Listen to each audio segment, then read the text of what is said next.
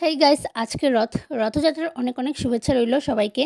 আমি রেডি হয়ে বাড়ি থেকে বেরিয়েছি ইসকন মন্দিরে যাওয়ার জন্য। আমি যাব আর আমার দুটো ফ্রেন্ড আসবে। তো ওরা চলে এসছে, কিন্তু আমি বাড়ি থেকে বেরিয়েছি আর সঙ্গে সঙ্গে বৃষ্টি নেমে গেছে। তাই বেশ কিছুক্ষণ দাঁড়িয়ে আবার বেরিয়েছি, কিন্তু হালকা হালকা বৃষ্টি পড়ছিল। জানি না বোঝা যাচ্ছে কিনা, বাট বৃষ্টি পড়ছিল। তারপর দেখো গাড়িতে উঠেছি, তারপর জোরে বৃষ্টি নেমে গেছে।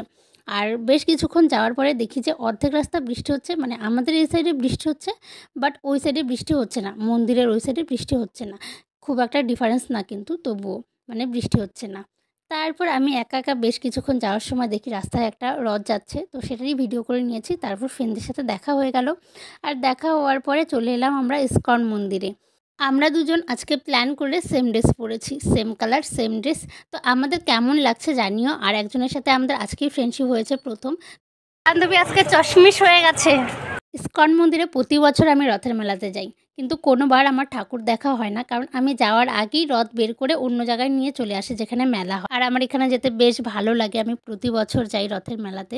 আর এমনি দিনও যাই।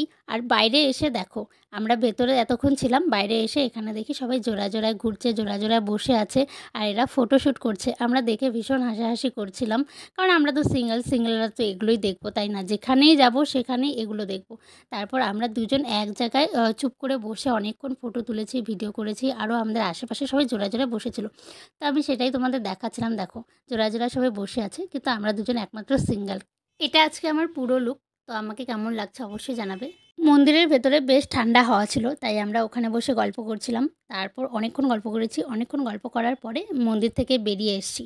আর বাইরে আসার সঙ্গে সঙ্গে আমাদের বেস্ট ফ্রেন্ডের সঙ্গে দেখা হয়েছে। আমরা ভাবিনি যে দেখা হবে।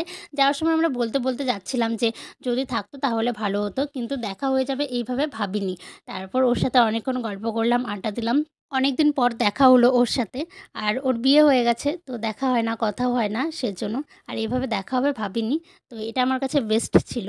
মন্দিরের ভেতরে বেশ ঠান্ডা হাওয়া ছিল। আর বাইরে আসার পর ভীষণ গরম, লোকজনও বেশি। এখানে দেখো বাচ্চারা খেলা করছিল। অন্যদিন এসব আসে না, তো আজকে আবার এসছে। এখানে সবাই কিসের জন্য ভিড় করে লাইন দাঁড়িয়ে আছে আমি জানি না, কিন্তু আমি গিয়েছি গুপি ড্রেস দেখার জন্য। মন্দিরের ভেতরে দুটো জামা কাপড়ের দোকান রয়েছে, তো সেখানেই গুপি ড্রেস দেখতে গিয়েছি। ড্রেসের দোকানগুলোতে ভিডিও করা অ্যালাউ করে না, সেজন্য আমি ভিডিও করিনি। এর আগে একদিন আমি ভিডিও করেছি, তো ভীষণ বকা দিয়েছে। তারপর থেকে আমি আর ভিডিও করি না ড্রেসের দোকানের। তো তারপর সেখান থেকে বেরিয়ে এসেছি। বাইরে বেরিয়ে ভীষণ মাথা ব্যথা করছিল, সেজন্য আমরা বাড়ি চলে এসেছি। চলো টাটা, বাই বাই।